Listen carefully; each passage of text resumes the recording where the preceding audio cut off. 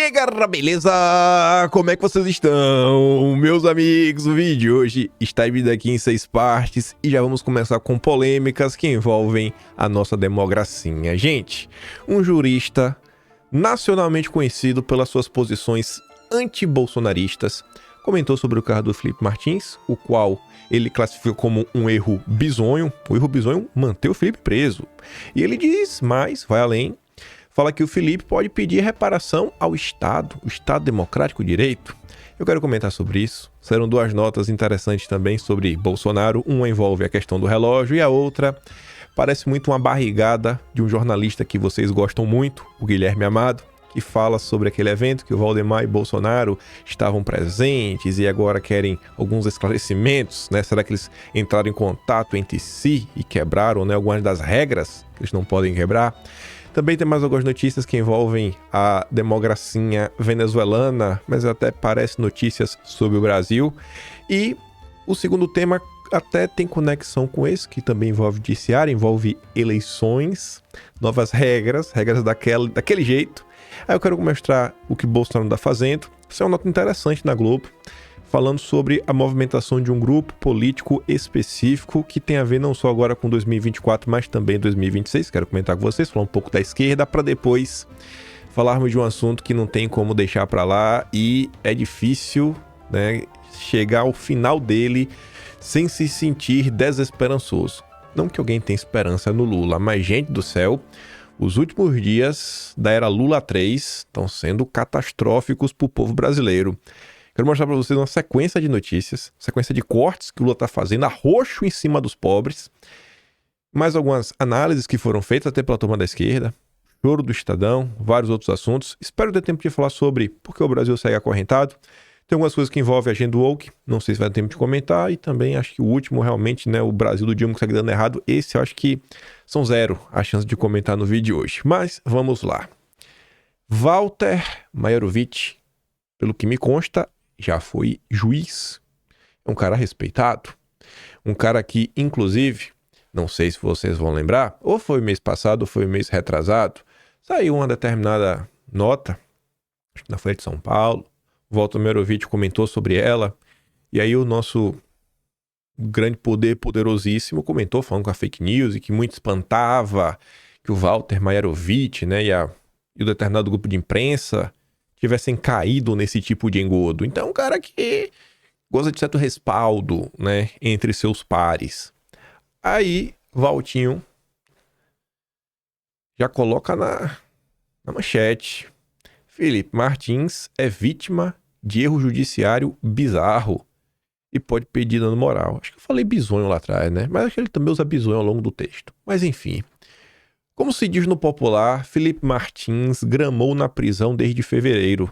E era fake a alegada fuga que deu sustentação à decisão do ministro. E tem um agravante extra. No mês de março passado, o Procurador-Geral da República, o Paulo Gonet, manifestou-se pela soltura de Felipe Martins. Gonet entendeu a desnecessária a continuação da prisão preventiva de Felipe Martins. Eu quero saber onde é que estava o Walter Maierovitch também no mês passado. Um dado fundamental para os viventes de um Estado de Direito restou desprezado. O Procurador-Geral, no caso Gonet, era o titular único e legitimado para promover uma ação penal. Lógico, como Gonet não tinha elementos para propor ação penal contra o Felipe Martins, não poderia opinar pela manutenção da prisão preventiva de natureza acautelatória. Portanto, Paulo Gonet agiu corretamente ao opinar pelo levantamento da prisão. Para que todos da área não jurídica entendam, e ele vai sair do juridiquês, trazendo, né, português dos nós, brasileiros comuns, se não existe o suficiente para se propor uma ação penal, ou seja, apresentar uma denúncia, não existirá legitimidade constitucional para se manter uma prisão preventiva. Ao desconsiderar a manifestação de Gonet e manter a prisão cautelar, o ministro agiu arbitrariamente. Ficou comprovada a precipitação do ministro. Não houve fuga. Ao contrário do suposto, e não cabe prisão preventiva com base em suposição sem lastro em prova de apoio, Felipe Martins não tinha pegado carona no avião de Bolsonaro. E olha que desde 2023 já se sabia, né, que ele não estava no avião, pois através da lei, né, Lei de Acesso à Informação, o governo Lula divulgou os passageiros que estavam no avião com Bolsonaro e o nome do Felipe Martins não constava. Eu acho que se não fosse aquela matéria do Guilherme Amado sobre o Felipe, que ele teria evaporado, eu acho que ele não estava preso. Enfim, Felipe Martins não tirou os pés do Brasil e aqui foi preso na casa do sogro. Prova técnica, por meio de geolocalizador de aparelho celular, comprovou há mais de mês e o ministro não atuou com a urgência devida que Felipe Martins não tinha deixado o território nacional, apenas viajou para a casa de parente.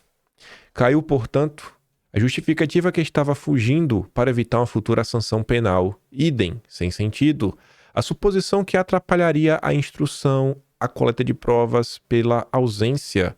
No caso em tela, ocorreu bizonho erro judiciário. Pô, não tava maluco quando eu falei de bizonho, né? Eu lembrar que ele usou essa palavra. Ou melhor, aconteceu precipitação em suposição desmentida. Com isso, o erro judiciário, frise-se, virou bizonho. Atenção de novo. Cláusula pétrea da Constituição, artigo 5º, inciso 75, estabeleceu o erro judicial indenizável, caberá, portanto, indenização por dano moral. Só que aí, eu pergunto para vocês, será que se o Felipe Martins acionasse a justiça pedindo, né, uma reparação, indenização por dano moral, será que ele venceria esse processo? Será? Eu não sei. Se a gente olhar para o que o Brasil nos mostra, bem recentemente, teve um juiz, isso aí envolveu um deputado, né? Ele teve as suas redes banidas, e aí o juiz meio que deu causa-ganha para ele, porque a priori o Estado demorou muito para devolver as contas dele. No primeiro momento aconteceu isso, depois a decisão do juiz foi cassada. Em segundo lugar, tu já imaginou um juiz? Você consegue imaginar um juiz no Brasil, sei lá, de primeira instância, ou qualquer juiz que vá analisar esse caso do Felipe Martins, pedindo indenização por dano moral? Tu acha que o juiz levaria isso à frente? Será que a gente não poderia ver um cenário que o juiz seria levado ao CNJ, passar pela corregedoria, quem sabe até aposentado compulsivamente, né? Compulsoriamente. Compulsivamente não, né? Compulsoriamente. Enfim, é o Brasil. Mas não custa de ser engraçado ver esse tipo de matéria publicada agora, em agosto de 2024. Eu acho que não faltaram episódios, eventos que pelo menos as pessoas da área do direito, com experiência em tribunais e tudo mais, como é o caso do Walter Mairovich, tivessem já aparecido para se pronunciar anteriormente, né? Eu acho que essa turma realmente estivesse tão insatisfeita, já tinha tempo mais do que o suficiente para essa turma aparecer e falar, pô, tá meio ruim, né, o que tá acontecendo, tá meio ruim, mas antes tarde do que nunca, é o que diz, né? Antes tarde do que nunca. Todas essas matérias eu faço questão de trazer em vídeo, para colocar todas juntas, porque hoje, nos dias atuais, o cara pode olhar assim e falar, todo mundo meio que lembra, mas lá na frente, daqui a 2, 3, 4, 10 anos, ninguém vai lembrar dessas coisas. Talvez o pessoal lembre assim, não, na época, tiveram algumas pessoas que criticaram o ocorrido. Quem criticou? Sabe, então assim, trazer, você organizar. E tudo que eu trago aqui, obviamente, vai pro Atlas, né? Ficar tudo organizadinho para ficar fácil das pessoas lembrar. Lá na frente, não acontecer, né, o que aconteceu no passado, que a esquerda reescreveu a história como se eles fossem os coitadinhos e quem estava contra eles eram os grandes vilões. Mas vamos lá. Dona Bela Megali é uma mulher com muitas fontes, até no Supremo, e ela soltou uma nota, né? Só esse parágrafo resume tudo da nota. Eu acho curioso como as coisas são. Mas tá ali, ó. Avaliação no Supremo sobre o impacto da decisão do relógio de Lula para Bolsonaro. Aí diz que a leitura de magistrados ouvidos pela coluna. O caso ainda não foi julgado, mas né, é que as situações são incomparáveis, né? A do Lula é uma, de Bolsonaro é outra, realmente. Eu não discordo. Você discorda? Se você discorda, você é extremista. Especialmente porque Bolsonaro e seus auxiliares realizaram operações irregulares de venda e recompra dos presentes que recebeu quando foi chefe de Estado, o que sinaliza que tinham conhecimento da ilegalidade de seus atos. Então tá aí, né? A opinião, né? O que seria de nós sem a Bela Megali e sem o Guilherme Amado? Essa nota aqui é ridícula. Aqui parece que Guilherme Amado tava, sabe, sem ter o que fazer. E dentro do Metrópolis, e eu falo pra vocês isso, com um certo conhecimento de causa, sei mais ou menos como é que a coisa funciona lá. Eu tento saber como é que as coisas funcionam dentro das redações dos jornais pelo Brasil. No Metrópolis eu sei que lá dentro existe meio que um ranking, né, de visualizações. Eles brigam meio que por views. Então você tem que publicar matéria, tudo mais, né? Tem lá uma disputa entre eles. E aí, quando chega final de semana, pô, o jornalista tem que ter alguma coisa, né? Não dá pra... Gente, todo dia tem que ter alguma notícia. O cara não pode, vou sair de férias, segunda-feira eu volto. E o site vai ficar sem acesso? Aí o Guilherme Amado escreve essa nota. Parece que ele não tinha o que escrever. Não tenho o que escrever, eu vou dar uma barrigada. Ordem do ministro faz em torno de Bolsonaro e Valdemar especular em prisão. Começa assim a matéria. Aí você vai ler. A ordem do ministro para que Bolsonaro e Valdemar expliquem sobre um possível encontro na convenção de Ricardo Nunes no sábado passado gerou uma onda de especulação nos entornos de ambos sobre quais seriam as razões do ministro para mandar que eles se manifestem. O temor é que o ministro tenha dado a ordem para preparar o ambiente para uma iminente ordem de prisão. Os dois garantem que não se encontraram e o isolamento de Valdemar na semana passada depõe a favor da versão. Aí o Guilherme Amado termina falando o seguinte: a propósito, no Supremo, a impressão é que a chance de uma ordem de prisão sair agora é mínima.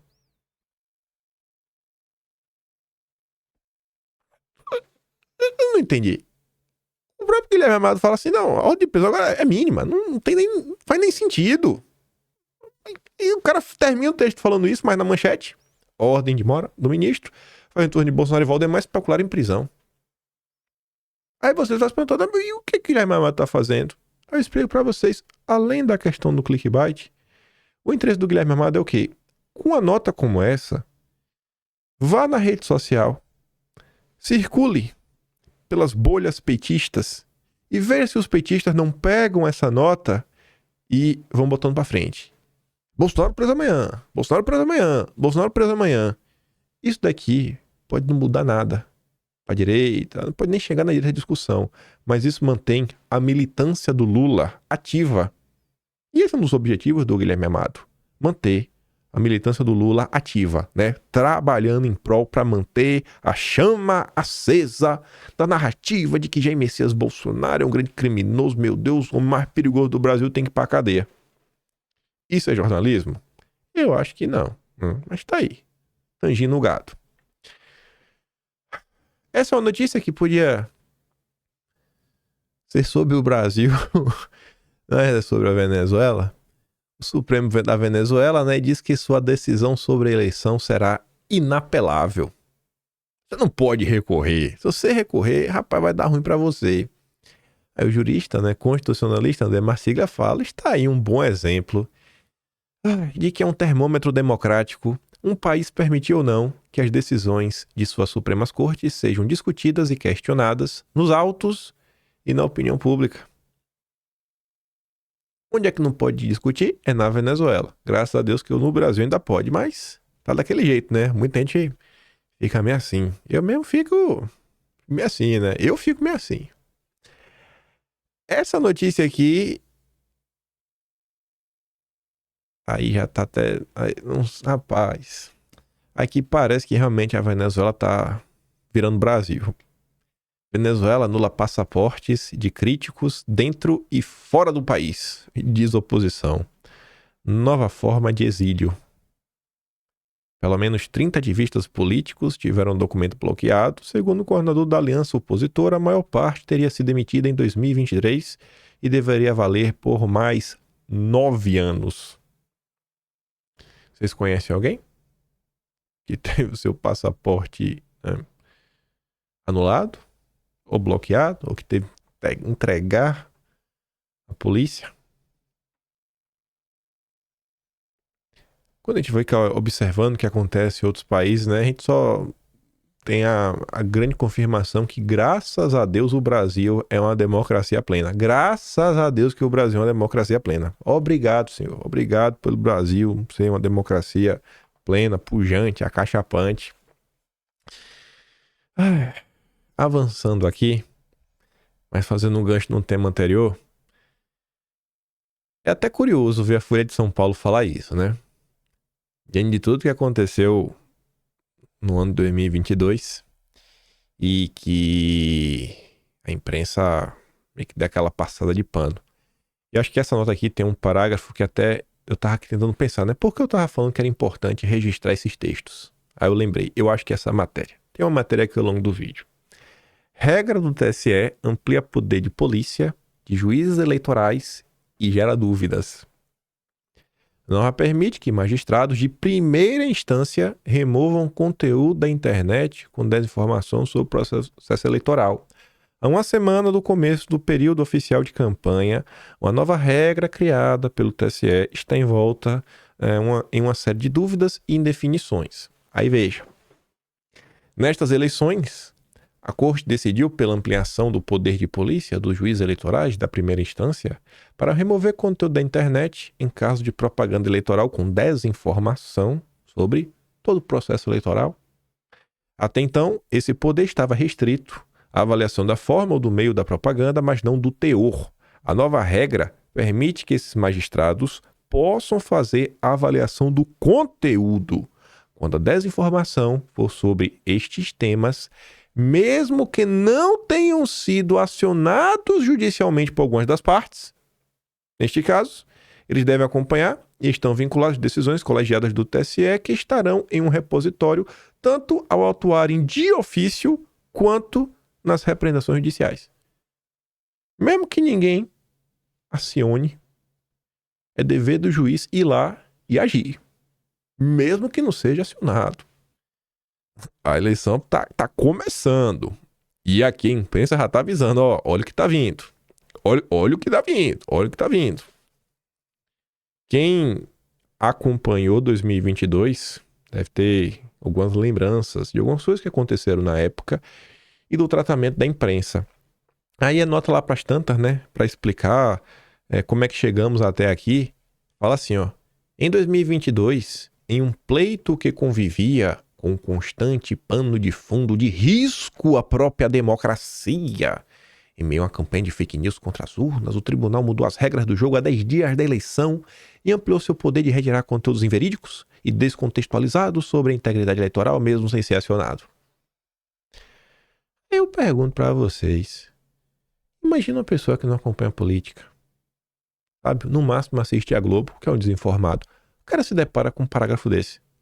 Um pleito que convivia com um constante pano de fundo de risco à própria democracia. O que é isso? Explique. Dá um exemplo aí concreto. Dá alguns exemplos concretos, se possíveis. Que risco da democracia é esse? O que foi que aconteceu? Toda vez que a imprensa tenta colocar para frente essa narrativa do golpismo, da antidemocracia e tudo mais, é sempre em termos genéricos. Não, é o gabinete do ódio. Tá, e o que o gabinete do ódio fez? Não, ele promovia ataques. Que ataques? Conta aí, que ataque foi esse? Mostra quando foi, ó. No dia tal hora, tal. Fez essa postagem, ou manipulou, fez que gerou ataque a essa pessoa. Me explica um desses casos. Porque esse ano, quando a gente viu no mês de junho, foi o mês de junho? Eita, tô na dúvida, acho que foi junho agora. No mês de junho, o Estadão, né, revelar sobre o gabinete da ousadia. O Estadão sabia falar quem era a pessoa, o que a pessoa estava fazendo, o que foi que aconteceu, e vai escrevendo tintim por tintim todo o processo, aí traz coisas que aconteceu, reunião do PT e tudo mais, tava ali. Eles conseguem explicar por A mais B se tá todo ocorrido, quem foram as vítimas, quem foram as pessoas que estavam atacando. Quando é direito, não. Tem um risco à democracia. Que risco? Explique. Explique que risco é esse. E aí, por isso que eu falei isso lá atrás. Eu tava dando lembrar, né? Tinha um pedaço da imprensa. Por isso que eu faço questão de trazer todos esses textos. Porque lá na frente, quando a gente fala o seguinte, não, a gente viveu um período que muita gente questionava alguns eventos que estavam acontecendo. Muita gente quem? Muita gente que então. Teve Walter Merovitch, teve fulano, teve cicrano, teve até o Joel Pinheiro da Globo, na Globo News, no dia tal, na hora tal. Ele falou exatamente isso daqui, ó, aqui tá o vídeo, pá, tá bonitinho. Tá entendendo? Então, assim, quando a gente fala alguma coisa, a gente que dá direito, a gente se embasa. É algo, sabe, assim, ó, pautado em fatos. A imprensa não, é pura narrativa. Pura narrativa. Queria muito pegar um jornalista desde o consórcio e botar assim, bom, irmão, explica aí, explique perante as câmeras, conte sua história, conte como a democracia estava em risco. Vai apontando os fatos, mas fato concreto, não é trazendo outra matéria que faz acusações genéricas, né, sobre o ocorrido. Aí vindo para a eleição propriamente dita, o clima da esquerda tá o mesmo de sempre, né? Um puxando a cadeira do outro, eles só pensam em poder e cargo. PT e PSOL seguem em atrito pelo controle da campanha de Boulos. PT e PSOL seguem em atrito pelo controle da campanha do Boulos nos bastidores do QG eleitoral do deputado paulista. O petismo deu dinheirinho, fazendo valer suas vontades, né? Desculpa, e quer ser ouvido fazendo valer suas vontades. Boulos, no entanto, diz que vai fazer o que ele acredita. E ponto final. Essa dinâmica foi vista recentemente quando tentaram convencer Boulos a contratar um treinamento específico de oratória para o debate na Band. Ele não quis saber, foi lá e fez. E assim, isso daqui é um lindo retrato do que é a esquerda. Isso é esquerda. Isso é esquerda. Aquele papinho de, somos amiguinhos, balela. É um puxando o tapete do outro. Enquanto isso, vindo para a direita, lá vai o homem. Todo dia o homem está num lugar diferente, com o povo ao lado dele. O Júlio diz aqui, ó. Obrigado, Nordeste. Presidente Bolsonaro, como de costume, sendo ovacionado por onde passa, por centenas de milhares de pessoas, agora no estado onde nasci, Pernambuco, 10 de agosto de 2024. Aí o que é que a esquerda está preocupada? Atos de Bolsonaro e Gilson Machado em Recife foram ilegais. Não pode. Não pode. Aí a Bárbara diz, né? Evento lotado, o que a esquerda faz? Chama a justiça para dizer que foi legal. Se for chorar, manda áudio. Piadas à parte, como falei na introdução, agora de manhã a Globo postou uma matéria interessante, trouxe algumas informações que eu pelo menos não sabia, não tinha me atentado, e que ajuda a montar um certo quebra-cabeça do que está sendo aí, né, montado, discutido agora em 2024, que vai ter repercussão em 2026. Óbvio que também tem a parte de ideológica, de militância. Mas vejamos. Foi agora de manhã cedo, né, 3h30 da manhã, na madrugada. A aliança costurada por Zema em Belo Horizonte afasta bolsonaristas e interfere nas eleições de 2026. Na hora que eu vi isso, eu falei, óbvio, interfere, né? Porque o prefeito da cidade, ele, querendo ou não, né, Belo Horizonte, colégio eleitoral gigantesco, se ele bota o time dele em campo, ele realmente consegue ajudar em 2026, seja para construir a candidatura de governador, senador, presidente da república, né, deputados. É um player muito importante. Belo Horizonte, Rio e São Paulo, as 3 maiores cidades. Mas tudo bem. A movimentação gerou uma crise na relação entre Zema e a extrema-direita. Isso daqui chamou minha atenção. Vejam só, peraí. Zema e a extrema-direita. Então Zema não é extrema-direita. Zema é direita sensata. Zema é do bem. Se você ainda colocasse não entre Zema e o bolsonarismo, eu falo, não, beleza. Vida que segue. Até porque ela fala do Carlos Bolsonaro aqui. Você fala, não, Zema, bolsonarismo. Você tá no grupo, mas não. É Zema e a extrema-direita.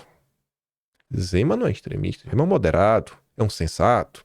Mas enfim, com críticas até mesmo de um dos filhos do ex-presidente, o vereador Carlos Bolsonaro, após vídeo de Zema e Calil, adversários nas eleições de 22, se cumprimentando na convenção de Tramonte, ter viralizado nas redes, Carlos cobrou reação dos militantes do Novo e o acusou de tentar se deslocar da imagem de seu pai. Engraçado que quando teve isso daí, quem até apareceu para tentar dar alguma explicação foi o Ricardo Salles. O Ricardo Salles mal chegou no partido e tentou dar uma explicação. Eu acho louvável. Agora, Deltinha, o danado do Deltinha, que é embaixador nacional do Novo, fingiu que não estava nada acontecendo. O Deltinho é um cara engraçado, viu? E ele fica fingindo. Ele finge que ele não vê nenhum comentário, ele não vê nenhuma crítica. Ele só responde a quem ele quer. Só vai em programa controlado. Deltan pergunta quem tá na bancada. Se ele vê que tem algum cara meio crítico, ele não vai. E a turma segue lá, batendo palma pro o Deltinho é esperto. Mas vamos voltar aqui por causa do Zema. A crítica foi acompanhada por outros perfis bolsonaristas. Bruno Engler, que é o candidato lá em Minas Gerais, em Belo Horizonte, por sua vez, admitiu que esperava contar com o apoio do Zema e alfinetou o governador. Pô, a gente viu Calil e Zema, que eram dois adversários, subindo no mesmo palanque. Isso é que esquisito, né? Sempre me demonstrei aberto a ter o governador a caminhar conosco, porque minha candidatura é de fato de direita, e como ele se diz de direita, achei que fosse interessante tê-lo conosco.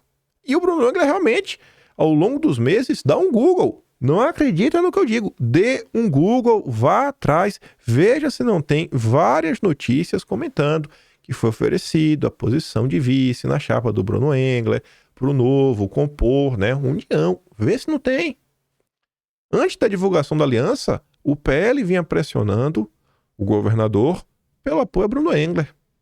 O Valdemar, inclusive, cobrou o Zema. No estado, lá em Minas, outro cara que está reclamando é o Cleitinho, que é senador, né, por Minas, e está no Republicanos. Mas enfim, na semana passada o Cleitinho postou um vídeo criticando o valor do pedágio em Varginha e alfinetou Zema. Sou aliado, mas não sou obrigado a concordar com tudo. Zema não votou em mim, não paga meu salário, quem paga meu salário é o povo. Eu concordo com o Cleitinho. O senador também ameaça deixar o PL, desde que Calil entrou na sigla. Cleitinho foi contra, eu acho que não é o PL, deve ser contra o Calil, né? E declarou apoio a Engler, que não faz sentido ser contra o PL se ele está criticando republicanos e pode ir pro PL e tá criticando o Calil. Mas enfim, acho que o jornalista comeu música. Eu falei que não tenho fidelidade partidária. Se a forma que eu faço política os incomodar, é só pedir para sair. Aí veja só, essa aqui é a informação que eu não sabia. Não sabia mesmo. Nos bastidores, o Cleitinho vem sendo sondado pelo PL com o sonho de disputar o governo. Cleitinho pode ficar sem legenda com a entrada de Calil no Republicanos, que exigiu a cabeça de chapa em 2026 para se filiar. Calil só foi para o Republicanos aos 45 do segundo tempo, porque vão dar para ele a legenda para tentar mais uma vez disputar o governo de Minas Gerais. Vejam como são as coisas. E o Calil falou, o Zema só pôde colocar a candidatazinha dele porque eu permiti. Aí você vê agora a movimentação, né? Zema tá apoiando o candidato e a não tá falando. Gente, o prefeito do Republicano, que tem um Calil no seu... Como é o nome, rapaz? Tem o Calil no seu... Não é balcão, nossa, não é... No seu grupo, vamos falar assim, né? No seu palanque. Meu Deus, faltou a palavra. Tem um Calil no palanque. Você acha que esse cara ganhar? Em 2026 ele vai apoiar quem? A quem ele deve lealdade? Ao Calil. E ao Zema. E olha que a turma do Zema é a turma que fala de união da direita, né? Na verdade, fala da boca pra fora. Porque quando você olha os representantes do Novo... Todos eles deixam claro, né? Embaixador do Novo, Deltan Dallagnol, presidente do Novo, Luiz Felipe Dávila, que foi o candidato à presidência do Novo, todos deixam claro que não existe espaço para o bolsonarismo, que é preciso criar uma direita sensata sem o bolsonarismo. Tem espaço até para a esquerda inteligente, que é a Tabata. Bolsonarismo não. E tem quem se engane. A disputa já acirrada entre Calil, Cleitinho e Nicolas reduziu o espaço do vice-governador Matheus Simões do Novo. Aliados acreditam que a dobradinha entre Novo e Republicanos vai se repetir em 2026, o que colocaria a candidatura de Simões em xeque. Ele também minimiza o impasse com os bolsonaristas. As conversas com republicanos duraram 60 dias. E eu sabia que corria o risco de estarmos com pessoas de fora da nossa base. Estamos em paz. Ouvimos críticas do PL com tranquilidade porque o bolsonarismo tem um nome de nossa base colocado. Sem nenhum demérito a Engler, escolhemos Tramonte. Parabéns. Então, a turma tá aí. Todo mundo com seu projetinho pessoal. Aí a Tsuki fala assim, né? Fica imaginando como deve ser a vida de alguém que não vê Bolsonaro como líder, considera um estorvo, mas precisa se calar para não perder votos, likes e audiência dos bolsonaristas, né? Que eu acho que é muito caso disso daí que tá acontecendo.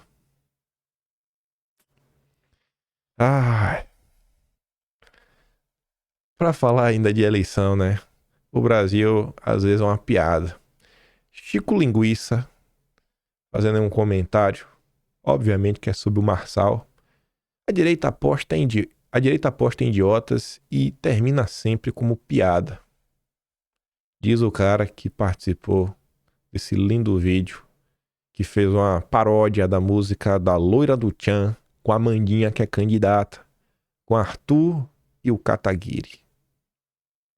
Essa galera quer falar o que é piada e o que não é. É mole.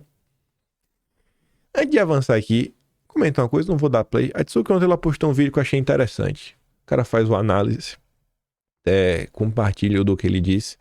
Ele falando sobre a eleição agora de São Paulo. E eu compartilho, acho que esse pensamento dele é válido, inclusive para 2026. Até pegando aqui o caso do Zema. Ele fala o seguinte, que na eleição de São Paulo, meio que fica claro, cidade de São Paulo fica claro, que os únicos dois mais palatáveis é o Ricardo Nunes e o Marçal. Esses dois. E aí ele fala assim que o Marçal meio que às vezes perde a mão e perdeu a mão nesse debate.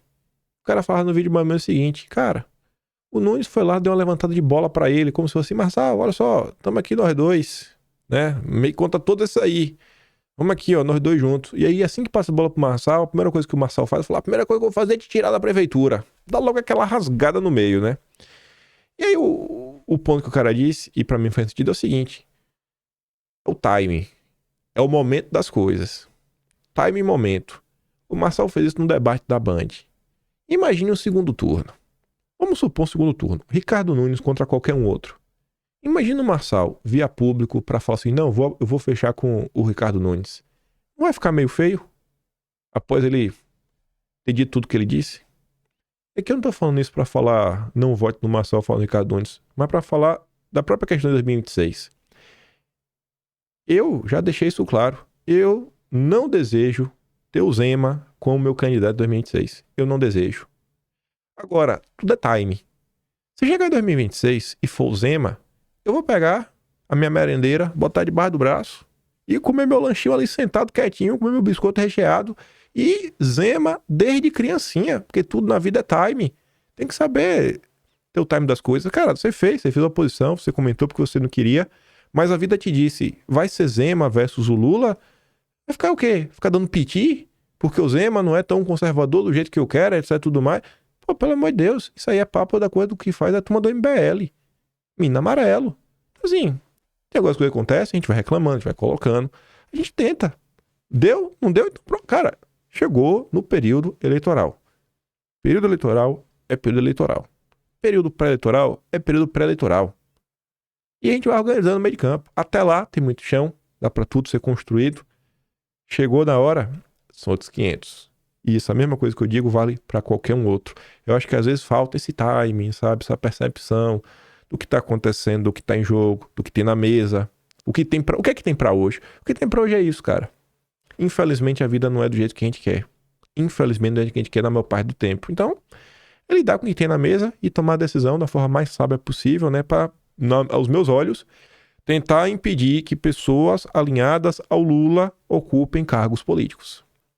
E por que eu digo isso? Porque o governo Lula é um fracasso do início até o fim. Eu começo até a entender um pouco da cabeça de parte da esquerda. Sou honesto pra vocês em falar isso. Algumas posições, quando eles dizem de carteira de trabalho, benefícios, eu começo a entender. Eu explico pra vocês por quê. Mas vamos por parte aqui nas notícias. Vejam só. Só notícia dos últimos 4 dias pra cá. Coisa bem recente. Porque não deu tempo no Brasil, né? Todo dia acontece alguma coisa. Felipe Martins, Bolsonaro, teceu, confusão, eleições, debate. Governo Lula prevê cortar 11 a cada 100 benefícios em pente fino do BPC. Cancelamento deve atingir 670 mil pessoas e gerar economia de 6,6 bilhões em 2025, segundo projeção do Executivo. Então, essa parte de pente fino é balela, balela, balela, balela. Porque se o governo Lula, se o objetivo fosse só fazer pentinho fino, o governo Lula estava aí fazendo divulgação, colocando aí, né, as propostas que ele tem para ampliar os benefícios. Não, a gente tá aqui, ó, para esse ano a gente pretende ampliar benefício X, Y, Z para isso, para tanto, vai aumentar tanto, e em paralelo vou fazer um pente fino. O governo Lula não promete nada para melhorar o benefício, pelo contrário, vai fazer um pente fino. 11 a cada 100. Esse dinheiro, gente, ainda que vá para a mão de alguém que não precisa, essa pessoa que não precisa, não é um cara que ganha 100, 200, 300, vamos botar assim, 40 mil reais, o teto do funcionário. Não é um funcionário público, né, da alta casta brasileira, não é. No final do dia, é um brasileiro assim, classe A média, numa média baixa, possivelmente. O governo prevê economia de quase 5 bilhões com revisão de benefício a pescadores. Mais um corte. Tu quer me falar que pescador faz parte da classe A e B? Que pescador é a elite burguesa do Brasil? Ou a elite pequeno burguesa porque ele tem um barco, então ele detém os meios de produção? Tá de brincadeira com minha cara, né? Para cumprir regras fiscais, pente fino será no seguro defeso. Bloqueio de 15 bilhões no orçamento atinge farmácia popular e auxílio gás. Programas que beneficiam mais pobres sofrem cortes após ministérios terem de travar despesas para cumprir arcabouço. Farmácia Popular é o programa mais atingido por corte de gastos do governo Lula. E aqui eu vou dar para falar para vocês. Quando você para analisar o que ocorre, normalmente, toda santa vez que tem algum bloqueio de recursos, toda vez, sempre corta no pobre. Nunca é um programa que vai beneficiar, sabe quem já é rico? Grandes empresários. Não tô falando daquele cara da tua cidade que ganha 100 mil reais no mês. Não tô falando desse cara. Tô falando realmente grandes empresários. Que suas empresas aí fazem milhões e milhões e milhões. Gente que tu nunca nem chegou perto. Tu só sabe a cara porque tu vê nas páginas do Globo, do Valor Econômico, né? Passeando pela Faria Lima. Pé de meia sofre bloqueio e conta não fecha para garantir expansão de programa. Se fosse pente fino, essa história fosse real, não, é só um pente fino. Não, não é pente fino. O objetivo é retirar benefício do povo. Retirar benefício do povo. E esse dinheiro, pelo menos, está indo para a mão do povo comum, que, querendo ou não, está fazendo a economia girar. Universidades federais prevêem dificuldade para pagar contas após o governo congelar verbas. Reitorias já prevêem dificuldade para pagar despesas básicas e manter programas de assistência estudantil. Questionada sobre a situação, a pasta de Camilo Santana diz apenas atender à programação orçamentária do governo. Consumidor pode pagar uma conta de luz a mais por ano para bancar novos subsídios ao setor elétrico. Você está entendendo o que eu estou falando? Você acha que quem é o setor elétrico? Tu acha que é o eletricista que tu conhece, seu Benedito? Tu acha que é seu Benedito, o eletricista, que fez um serviço para colocar uma luz no teu quintal? Tu acha que é o seu Benedito? Tu acha que é o seu Benedito? A conta de luz de cada consumidor no país é, em média, R$ 168 por mês. Caso os subsídios sejam mantidos no Senado, haverá um gasto extra para cada consumidor de R$ 221,96 por ano. Na prática, portanto, haverá um valor adicional equivalente a mais de uma conta de luz a ser paga no ano. Tá bom? Corte só de programa de pobre e benefício só para quem é bilionário. Aí você vê a Petrobras. O que é ruim sempre piora. Antigamente, o PT se falava da corrupção, que também gerava prejuízo, né? Talvez até tenha corrupção, mas prejuízo é a marca do PT. Você vê, ó, Petrobras tem prejuízo de 2,6 bilhões no trimestre e ainda vai distribuir 13,6 bilhões de dividendos. É um cenário perfeito. Prejuízo. Uma empresa estatal vai para a conta do povo e os dividendos Parte vai para o Tesouro e parte vai para os acionistas. Uma empresa que dá prejuízo paga dividendo. Eu não entendo. Deve ser burro. Pensa o seguinte, né? A gente fala... O Lula esses dias até falou, né? Que aprendeu com Dona Lindu, que você não pode gastar o que você não tem. Tu consegue imaginar uma empresa... Imagina, tu trabalha na empresa. Tu trabalha na empresa. É tua empresa. Tu é o dono da empresa. A tua empresa teve prejuízo. E aí tu fala assim, não, eu vou pagar pra mim, pro meu sócio, 100 mil reais. Mas deu prejuízo. Tu vai tirar esse dinheiro de onde? Faz algum sentido? Matemáticas do PT. Petrobras registra prejuízo de 2,6 bilhões no segundo trimestre no primeiro balanço da gestão de Magda. Mas já começou bem. E aí você vê, tá dando prejuízo, vai pagar dividendo do jeito que a Faria Lima gosta. Enquanto isso, estatal reduziu previsão de investimentos para esse ano. Resultado foi divulgado nesta quarta. O que é investimento? É obra. Tu acha que é quem que trabalha na obra da Petrobras? Tu acha que é aquele empreiteiro? Tu acha que é aquele peão? Tu acha que é quê? É Vitor Alonso? Que usa camisa Armani? Com abotoadora? Você nem é abotoadeira, abotoadura? Sei lá, aquele negócio de rico que tem aqui, que tu só vê em filme. Tu acha que é o Vitor Alonso? Ou tu acha que é Wagner? Wagninho, pô, ali. E Dona Miriam? Tu acha que é quem que vai trabalhar na obra dessa? Isso é o governo Lula. Por que o governo Lula dá errado? Por que a economia não vai pra frente? Dividendo bilionário a Vitor Alonso. Não tem emprego pra Wagninho e Dona Miriam. Clima péssimo. Os bastidores da Petrobras após prejuízo histórico. O clima da Petrobras é péssimo. Garante interlocutores da companhia consultados pela coluna. A empresa anunciou nesta quinta prejuízo líquido consolidado de 2,6 bilhões de reais no segundo trimestre.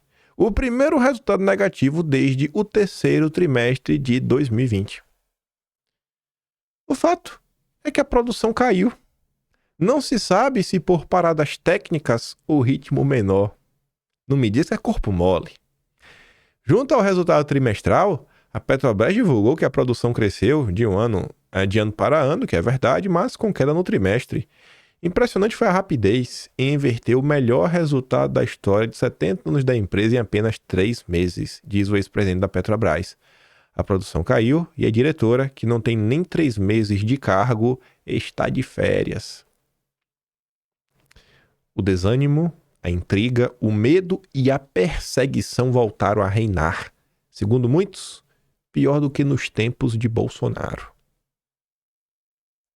Ah, Bolsonaro! Perdeu o posto de líder, viu? Perdeu! Chupa, Bolsonaro! Chupa! Petrobras de Lula persegue mais do que a sua. Chupa, Bolsonaro! Em números, né? Um gráficozinho aqui lindo de ver. Teve ali o Fique em Casa, né? Ele teve prejuízo. Mas depois dali, voltou a ter lucro recorde. E agora não era Lula, né? Foi caindo, prejuízo. O problema, gente, não é ser estatal ou não. Não é ser estatal, não. Esse não é o problema. O problema é o PT. O problema é o PT.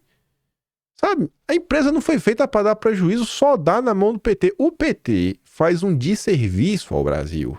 Por conta do PT, pessoas apoiam, às vezes, agendas que não são boas. Mas o cara fala o seguinte, cara, entre vender empresa e não dar prejuízo e deixar aí pro PT meter a mão, vende essa porcaria. O cara às vezes nem pensa. Mas o PT gera esse tipo de raiva nas pessoas. Aí você não tem que aturar. O número 2 do Haddad.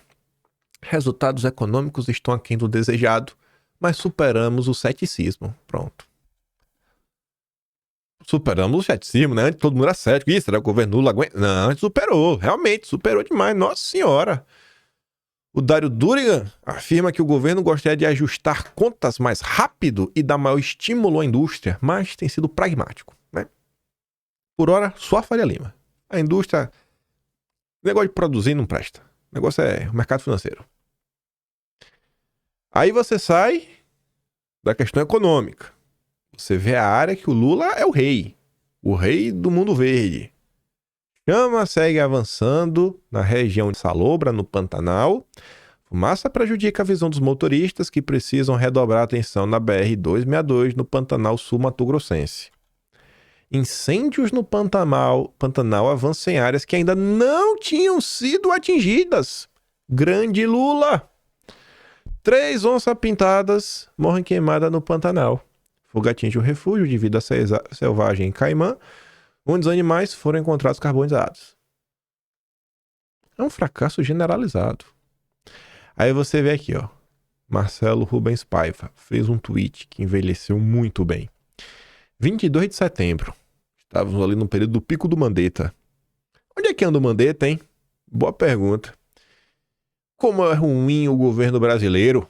Acabou o cinema, o teatro. A natureza arde. Índios ameaçados. Eita, rapaz, que realmente o índio tá mal. Não era Lula, o índio tá mal. Onça morrendo queimada. Nossa. Política externa medíocre. Maduro que o diga. Dólar a mais de 5. Pois é, tá quase 6. Desemprego, arroz caro. Taxa livros. Parabéns aos envolvidos e a quem o escolheu. Conseguiram o pior possível. Gente, se você apagar a data, eu podia ter feito isso, né? Apagar a data e falar, olha a crítica que o Marcelo Rubens Paiva fez contra o Lula. Aí depois o cara olha e fala, não, foi 2020. Cadê o Marcelinho, hein? Cadê Marcelinho agora pra criticar e jogar pedras no governo? Não pode, né? Porque é pura ideologia. Não existe nenhuma preocupação com o Brasil por parte da esquerda. Aí o Vilimil comenta, né? Agora, sob Lula, temos tudo isso e muito mais, né? Segurança pública, corrupção sistêmica, estatais dando prejuízo. É tanta coisa ruim que deixou o Marcelo Rubens sem palavras. Aí, passei ontem, me deparei com análise da esquerda, vindo da esquerda sobre o governo Lula. Achei interessante, traz uns pontos que você vê. Isso é alguém que pelo menos tenta analisar o ocorrido. O Danilo Tomer, eu trouxe aqui algumas vezes alguns tweets dele, é o cara de esquerda, vez outro escreve na Folha de São Paulo. Aí ele fala assim, ó, não sei quem, à esquerda, se espanta com a composição do Lula ante a crise venezuelana. A live do Rui Costa Pimenta essa semana no Preço 247 foi bem interessante ver o ritmo no chat, os superchats que mandaram, que ele tava falando. Os caras tendo que responder se Lula era ou não era o vassalo do Biden. Meu Deus, eu tô ouvindo muita gente falar aí que o Lula, né, é o vassalo do imperialismo. Não sei se o termo vassalo, né, ou tá de joelhos pro imperialismo. Eu tô vendo muita gente falar isso, né. Ninguém botava fé lá atrás, né? Eu era o doidinho, falava sozinho. Agora, a live do Brasil 47 tá tendo que explicar por que Lula não é o vassalo do Biden. Estamos chegando lá.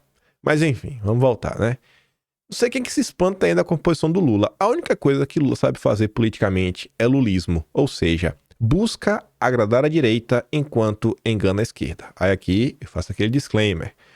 Ou você já torce o bico agora, fala, o Lula quer agradar a direita, esse maluco. Ou você tenta o que ele quer falar com a direita. Para ele, a Faria Lima é direita. Para ele, bilionários é de direita.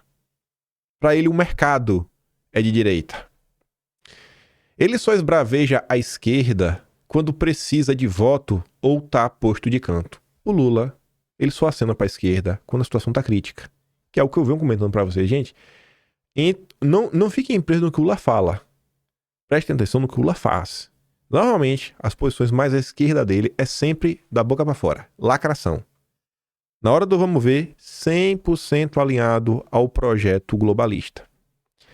O Lula virou esquerda em 78 e 79 porque a conjuntura pediu. Com a criação do PT, tentou se aproximar do MDB. Rejeitado, foi à esquerda. A partir da derrota de 89, o partido entrou num profundo processo de burocratização. Em 2002-2003, novo giro à direita. Aí o Lula PT de direita. Ele está falando em relação a pautas. Pense nessa questão da burocratização. É aquela típica coisa. O cara pega o que ele não gosta e joga pro outro espectro político. Quando ele pega a turma da esquerda aí, tem gente da esquerda falar, cara, isso aqui é um absurdo. Mas, como quem tá defendendo ali algum esquerdeiro, a gente joga pra lá. Olhe o que você pensava do PT há 30 anos atrás. Partido dos Trabalhadores, Lula com aquela imagem meio sujinho, barba mal feita, sempre suado, parecia que não tomava banho. sindicalista. Você fala, pô, o cara é comunistão, marxista raiz fumando cigarrinho, né, no Roda Viva. Olha o Lula agora. Gravata cara, hotéis caros. Amigo Biden, amigo Macron, viagem pra cima e pra baixo. Olha o PT. Olha aquelas lutas históricas da esquerda. Então, quando o cara fala assim, realmente um processo de burocratização, é o que aconteceu na esquerda do Brasil. A esquerda no Brasil passou por esse processo. Viraram sistema, viraram establishment. Isso é inegável. Mesmo os governos do Lula e da Dilma não têm nada de esquerda. Podem estar à esquerda do PSDB nos 90. Mas proteger o setor financeiro, vocês vão discordar que Lula protegeu o setor financeiro? Vocês vão discordar que Lula é o pai dos bancos? Expandir o agro, transferir renda do Estado para empresário e fazer política focalizada não tem nada de esquerda. Aí calma. Você fala, aí o agro... Gente, olha só. Uma coisa é o seu Zé, que tem uma S10 velhinha, ou tem uma Hilux, tem ali uma rocinha, uma fazenda, uma coisa ou outra. Outra coisa é a família Maggi. Outra coisa é a família Batista. Os irmãos Batista também são do agro. A família Maggi também é do agro. Cátia Abreu também é do agro. Carlos Fávaro também é do agro. Existem alguns agros no Brasil. E o agrozão mesmo para valer, grande parte dele não é um agro que está politicamente mais alinhado aos valores conservadores, de direita e tudo mais. Olha para a FPA, Frente Parlamentar do Agro. Olha a quantidade de pauta que essa turma apoia. Outros globalista. Veja como, principalmente, os deputados pelo Centro-Oeste, da bancada do agro, têm um posicionamento assim bem aquém. É bem aquém. Você olha pra Bolsonaro. Bolsonaro sempre anda pra cima e pra baixo com aquele eu ia falar Caio. Qual é o primeiro nome? Esqueci. Mas é o Junqueira. Então agora me faltou o nome. Acho que Caio Junqueira é o da CNN, né? Não, é isso aí. É o outro. É o Junqueira, é um meio gordinho. O cara é de São Paulo. Você olha o agro de São Paulo, não é o mesmo agro do Centro-Oeste. O agro de São Paulo é uma coisa mais conservador. Foi o agro que fez campanha pesada para Eduardo em 2018. Foi o agro de São Paulo que agora... Você acha que o Salles teve a votação que teve? Expressiva por quê? Ele foi escolhido como candidato do agro de São Paulo. Teve grande parte dos votos. Até alguns votos que foram para Eduardo Bolsonaro em 2018, foi agora para o Salles em 2022. E eu sei porque eu já conversei com outro aí que é empresário grande do agronegócio. Então tem isso. Não dá para analisar a questão. Uma coisa é você pensar no agro, que é meio difuso, até propriedades grandes, mas o grande latifundiário é outros 500. O grande latifundiário também são outros 500. Ele tá falando isso. O Lula, ele ajudou essa galera. Você vai falar que a JBS não se tornou a JBS por conta do PT? Nunca houve ganha-ganha nessa política do Lula para a esquerda. O setor financeiro e o agro foram os grandes ganhadores do período. O que ficou para os pobres era o mínimo para não morrer de inanição. Os empregos criados eram pouco qualificados e pagavam um salário mínimo e meio, né, em média.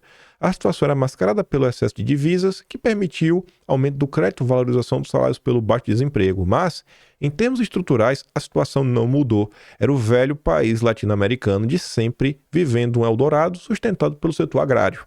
As únicas mudanças estruturais do período são o aprofundamento da dependência tecnológica.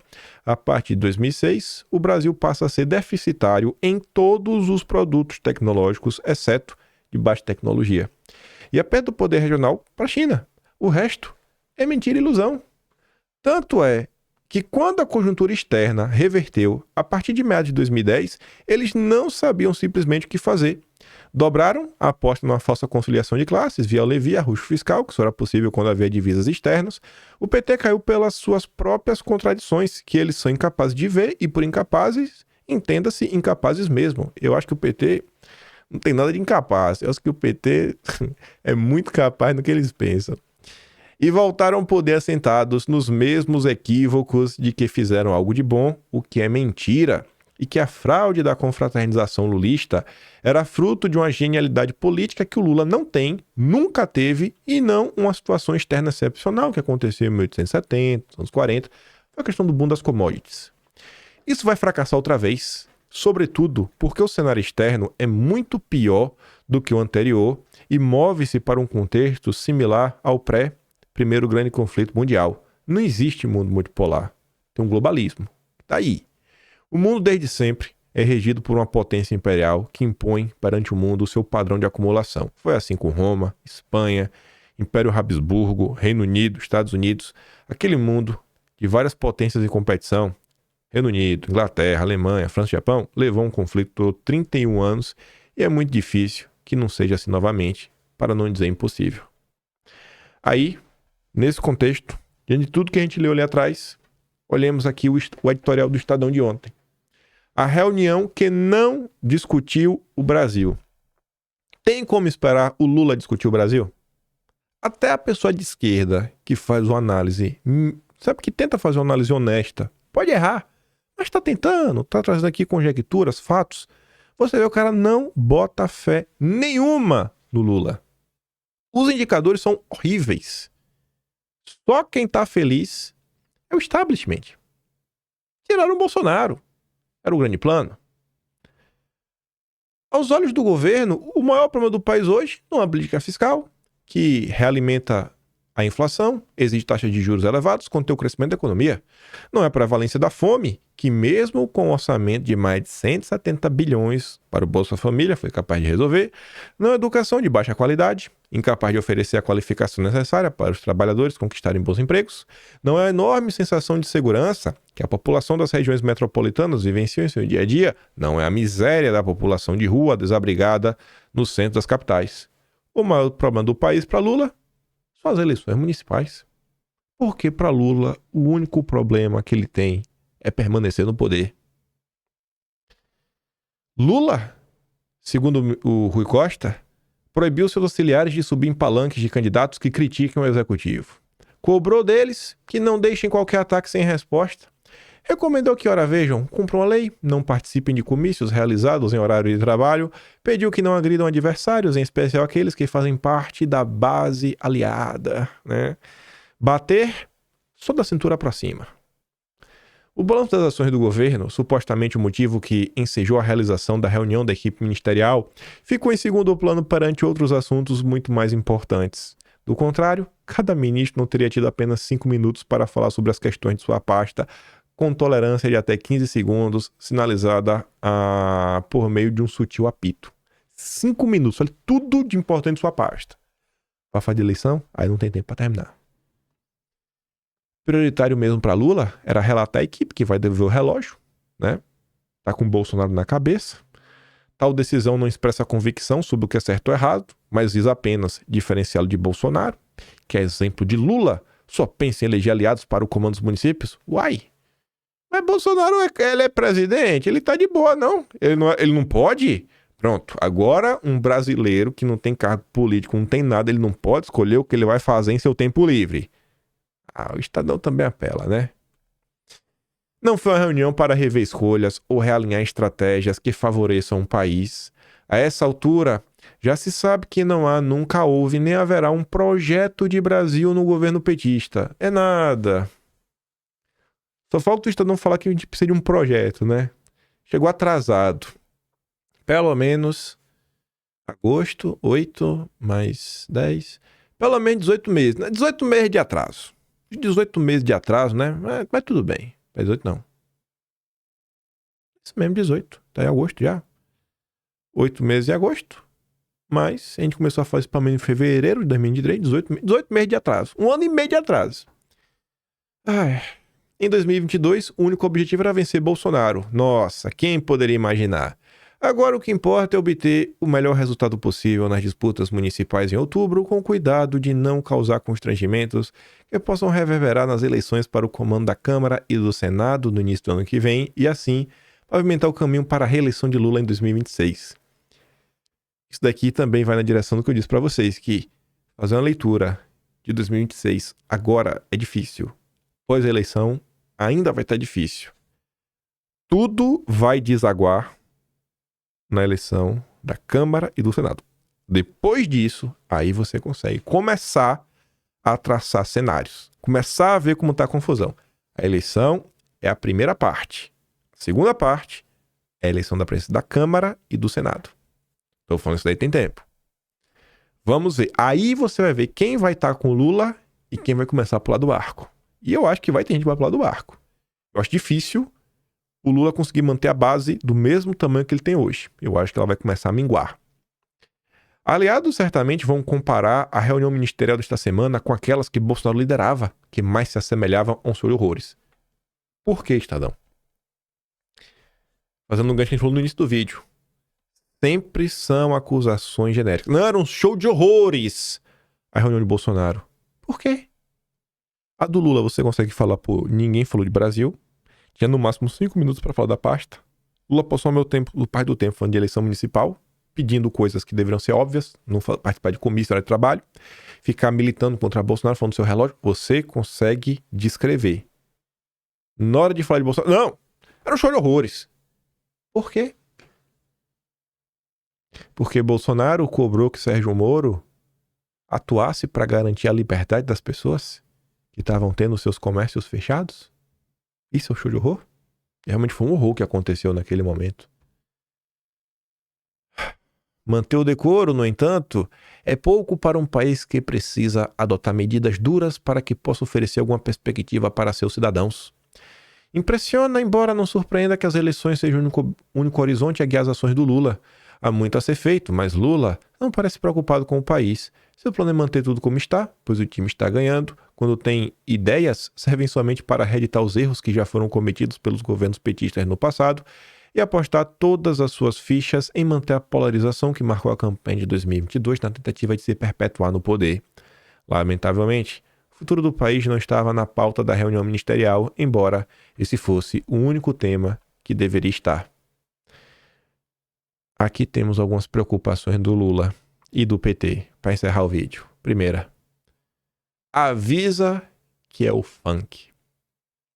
Projeto de lei de minha autoria que institui o Dia Nacional do Funk foi sancionado pelo Lula.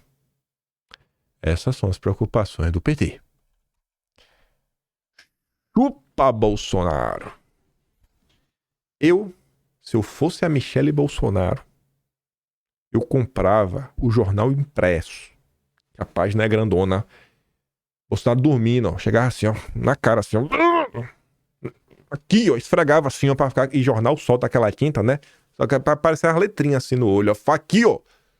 Seu vagabundo, dá um tapa na cara. Me trate com o mesmo amor que o Lula trata a Janja. Aprenda, Bolsonaro. Aprenda! Porque Lula fez uma parada de 10 minutos em São Paulo após viagem ao Chile. O petista deu carona para a Janja, que estava em São Paulo, em razão de um procedimento estético. Eu duvido que Bolsonaro vá buscar Michele no salão. Eu duvido.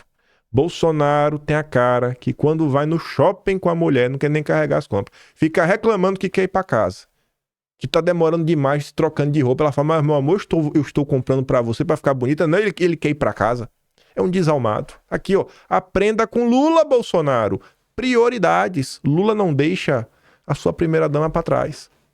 Vamos levar na ironia. A gente tem que levar na ironia. Temos que levar na ironia. Você vê, ó, pega o mapa. Pega o mapa. Olha onde está o Chile, olha onde está Santiago, olha onde está Brasília. Lula fez uma parada de São Paulo.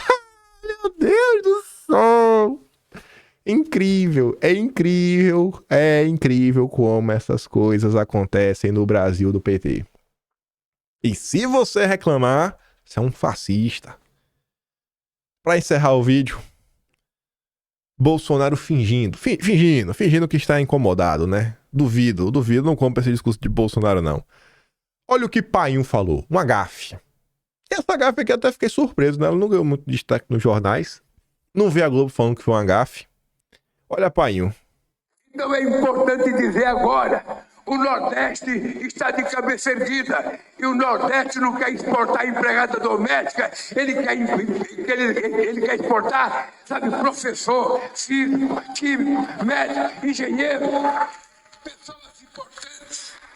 Pessoas importantes. Rapaz, doméstica não é importante? O Nordeste é polo exportador. Lula não fale isso. Eita, Lula! Se fosse Bolsonaro, viu? Se for... Rapaz, tava preso. Nordeste, exportador de domínio. Nordeste quer exportar gente importante. Ah, tá ali Bolsonaro, né? Eles são imparáveis. Se fosse um tal Jair Bolsonaro dizendo que o Nordeste exporta empregadas domésticas, o mundo viria abaixo. Mas, como é o etílico distribuidor de Pix a jornalistas amigos e filhote do sistema, tá tudo bem. O PT passou quase 2 décadas no poder castigando o Nordeste com promessas vazias, empobrecimento, sede, fome, dependência e atraso, e hoje faz tudo isso de forma igual de novo. E aí o Carlos responde abaixo. E por onde anda a tal direita sensata? Em silêncio, aguardando o único que sempre foi em defesa do povo. Quando raramente se expõem, se mostram como os que dizem combater. Então surgem as críticas. E posteriormente, os não é hora de desunir a direita. Está tudo mais previsível do que a Globo dizer que Maduro não é de esquerda. O governo do Lula não tem projetos? O povo tá vendo aí corte a roxo. Porque o Lula... Por quê? Eu não sei por quê. Eu não sei por quê. Eu tô tentando entender. Eu ainda acredito que o governo Lula vai dar certo. Espero que o Lula tenha tido uma boa viagem. Espero que a Janja tenha ficado muito mais bonita depois desse procedimento. Porque o Lula fez um esforço, viu, Janja? Cuide bem de painho. Ele podia ter ido direto pra Brasília do Chile. Ele falou, não, vou passar em São Paulo, fazer uma... Espera, mulher. Espera, minha mulher. Duvido que o Bolsonaro fizesse isso. Mas duvido. Michele, vai de ônibus. Ia mandar ir de ônibus. Talvez de táxi, Uber. Piadas à parte. Os outros assuntos vão ficar pra depois. Tinha muita coisa, né? E eu falei, não, e vai ficar acumulando. Passa 3 dias sem você falar o que acontece no Brasil. 3 dias, você começa a falar outros assuntos. Gera isso daí. Esse caminhão de notícia negativa em relação ao povo. Você tem que falar do que o governo Lula tá fazendo diariamente, que é pra notícia ruim não acumular demais. O povo, né, conseguir suportar a tristeza que é esse desgoverno. Mas te venderam que não, que Lula é o grande democrata. Não porque agora o Brasil vai, não porque o Lula rapaz. Vai ter o Henrique Meirelles. Não, o Lula é o homem do mercado. Toda aquela ladainha era ladainha. No final da história, era pura ladainha, pura promessa vazia, para surpresa de ninguém. Ah, gente, é de doer, viu? É de doer. Ver o estado que o Brasil está por pura pirraça, mesquinhez, arrogância, ego, que foi culpa do consórcio, né? Toda a perseguição que fizeram contra um cara só. Eu vou ficar por aqui. Se igual ao meu trabalhinho, passamos no canal, tem um botão de valeu, tem um Patreon na descrição e tem um Atlas brasileiro, que a gente tá registrando tudo. A gente não vai deixar a história... A gente vai contar, eles vão tentar mudar, mas a gente vai tentar mostrar que a história foi desse jeito, não do jeito que eles querem inventar. Se você achou algum print interessante, volte, bate um print, manda para um amigo seu, perturba ele e compartilhe o vídeo e volte amanhã. Aquele grande beijo, abraço, tamo juntos. Valeu, meus amigos. Fui!